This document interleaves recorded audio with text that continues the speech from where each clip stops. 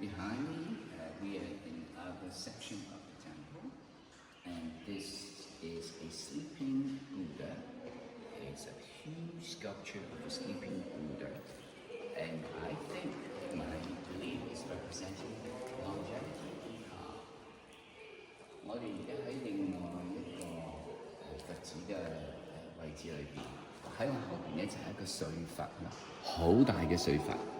咁咧呢個睡佛咧好悠長咁樣，咁我諗係覺得我哋要學下呢個睡佛咁樣，有少少呢個享受人生啦，瞓多啲覺啊，安心啊。